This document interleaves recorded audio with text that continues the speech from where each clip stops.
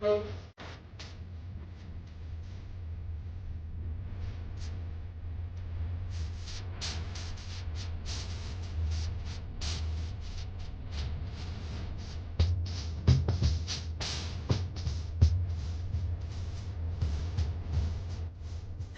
man's enthusiasm, his plans, his vision, he was irresistible. That man was Rodney Briggs. Rodney Briggs was the catalyst and charismatic force behind an experiment, turning a 50-year-old high school of agriculture in west central Minnesota into a 4-year public liberal arts college.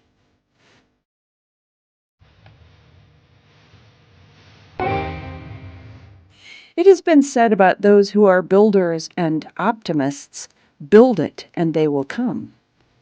Those who have ever built something know that there is more to it than that. Building is one thing, having people come is an entirely different thing. Rodney Briggs was a leader who made both happen. It was a glorious challenge. While running the experiment station and serving as dean of the School of Agriculture, Briggs also promoted and sold the transition of this school into a liberal arts college, and he became a provost. This challenge included developing the curriculum for college, retaining high school faculty and moving them into college roles, recruiting new college faculty, reorganizing facilities, building a library, equipping labs and other classrooms for new uses, gaining support from the community for this totally new venture, recruiting a student body interested in a college education.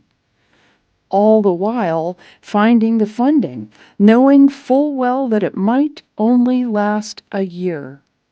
All of this had to be done, and Rodney Briggs had a hand in all of it. One community group laid the groundwork for this change. WASETA, West Central Education Development Association. Also involved were area legislators and community groups who saw a new and exciting era ahead. We are now looking at the building area of the West Central School and Experiment Station. It's located on a natural rise of ground on the east edge of the city of Morris, overlooking the Pomme de Terre Valley. Here are 827 acres owned by the University of Minnesota, which comprise... A group of Morris citizens, calling themselves the West Central Education Development Association, or WASETA, lobbied day and night and worked with local legislators to show that the West Central School could be transformed into a college campus. From 1887 to 1909, the site was an Indian boarding school run by the Sisters of Mercy. In 1910, with numerous buildings and facilities already in place, fire protection and water supplied to the site, and hundreds of acres of good farmland available for student learning and research, a new era of education emerged. The West Central School of Agriculture and Experiment Station was a residential high school for rural students to work and learn about farming and agricultural production. In the late 1950s, a new identity was proposed for the site in response to national policies and societal changes. Though many individuals believed in the idea of turning the site into a collegiate campus, they needed a leader. Rod had been offered a job in South Dakota as director of extension for the state of South Dakota. He was ready to accept it, and it was I who said, no, you have to tell the people on campus that you are leaving. And so he left the house and was gone for several hours. I can't remember if there had been talk about UMM before. I don't think so. He went to campus, came home a few hours later, glowing with excitement. He said, how would you like to help me start a college? Rodney Briggs, a man who thrived on possibilities and new challenges, was that leader. Briggs was born on March 18, 1923 in Madison, Wisconsin, to Mary and George Briggs. George was a professor in the Extension Service at the University of Wisconsin. Rodney was the fifth of 6 sons, and he also had a sister. He attended and graduated from public school in Madison in 1941. His college education began at Oshkosh State College, and then he transferred to the University of Wisconsin to study agronomy.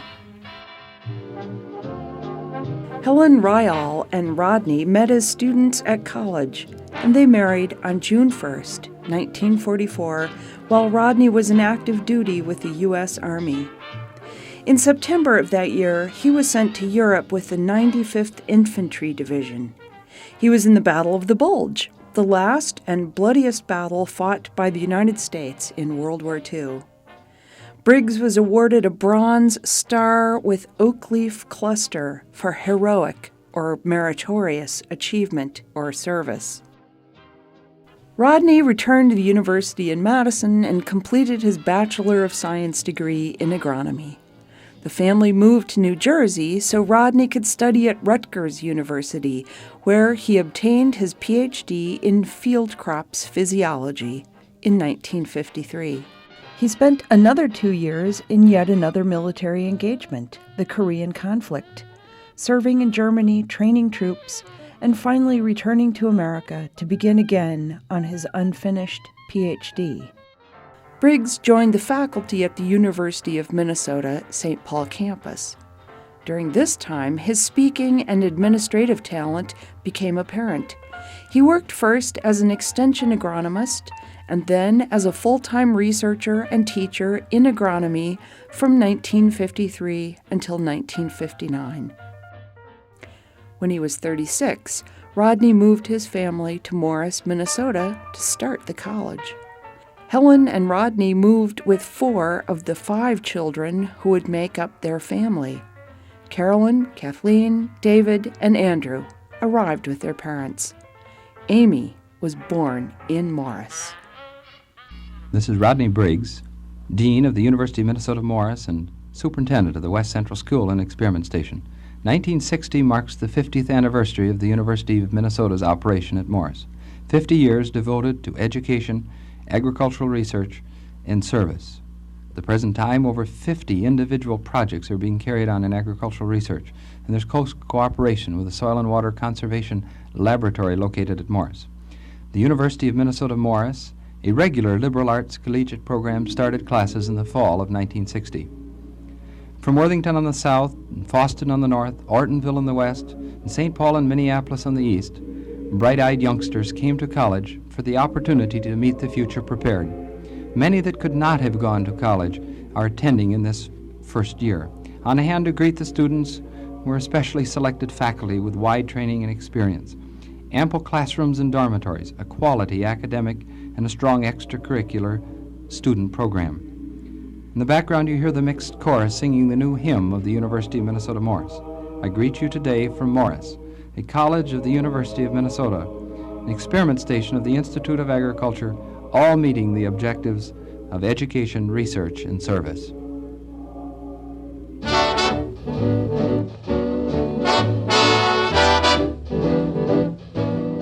To aid the campus in acquiring an identity not just in West Central Minnesota, but throughout the state, Rodney enthusiastically took on the role of salesman. He was colorful and dynamic. He spoke to anyone who would listen. He successfully recruited the first new students, and he built a faculty from those presently teaching at the School of Agriculture, along with 13 new members. The first student class numbered 238 students from within 35 miles of Morris who were strong students and leaders in their high schools. Tuition that first year, $1,003. And Rod, I think had at least, came across to me at least, as saying, well, look, Morris is the best of all possible worlds for you. If you want to be at a place that offers all the advantages of liberal arts education or liberal education, small residential, but part of a big research university so that you'll get support for the research you want to do, Morris is the place. Briggs understood that this had to be a liberal arts college or it could not endure. The faculty understood that also.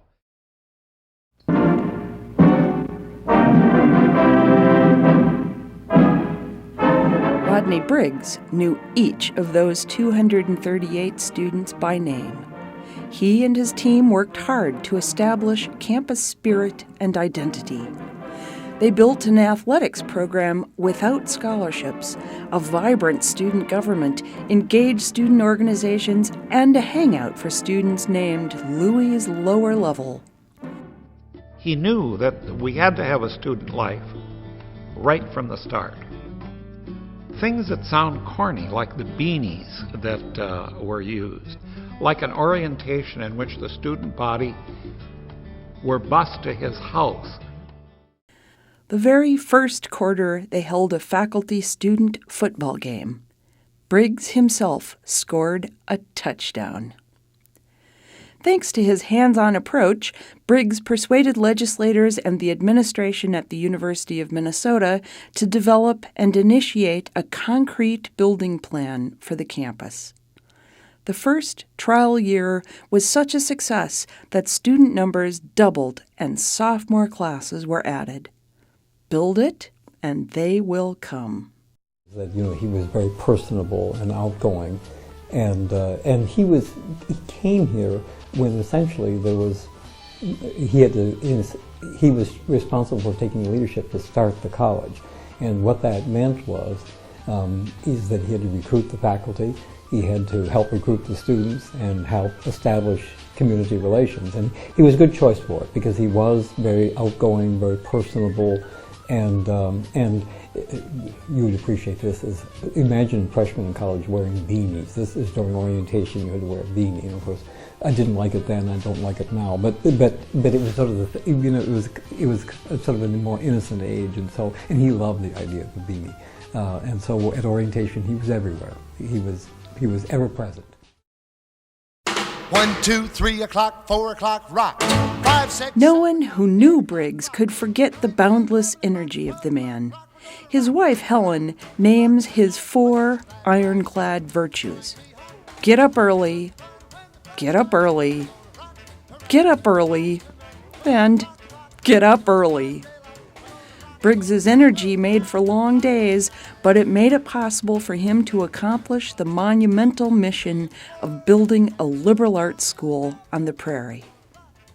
Rod was, the best boss I ever had. He would give you an assignment, and then that's the last you would hear of it until he wanted to know what the results were. He was incredibly dynamic. He could go on 2 or 3 hours sleep. As the faculty and administrative staff bonded in this new environment, their social closeness also cemented. They did it all together. They attended all the campus activities, sponsored dances and parties, and celebrated the victory of being a part of this grand experiment. Most of them retained this friendship for life. They all considered the graduating class of 1964 a huge personal and team victory. It was the first class to pass through the doors of the Liberal Arts College. For 10 years, Rodney Briggs provided the leadership to make sure this liberal arts college in rural Minnesota would thrive. And then he went on to other challenges. In 1969, the Ford Foundation offered Briggs a job forming agricultural research stations around the globe. He became the executive director of the International Institute of Tropical Agriculture in Ibadan, Nigeria. The whole family moved to Africa. 2 years later, the Nigerian government closed schools to non-Nigerians, which meant the Briggs family would need to send their children to school abroad. So their time in Nigeria was cut short. In 1971, they returned to Minnesota, where Briggs became the assistant to Dr. Malcolm Moose, then president of the university. In 1974, Briggs became president and change agent at Eastern Oregon State College, which was on the verge of closure. That college is thriving today under the name of Eastern Oregon University.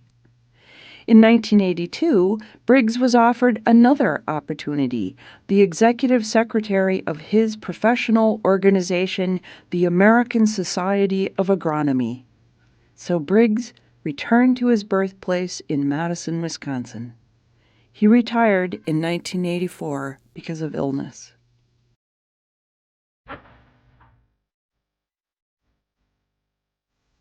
What did this dynamo of energy do after retiring?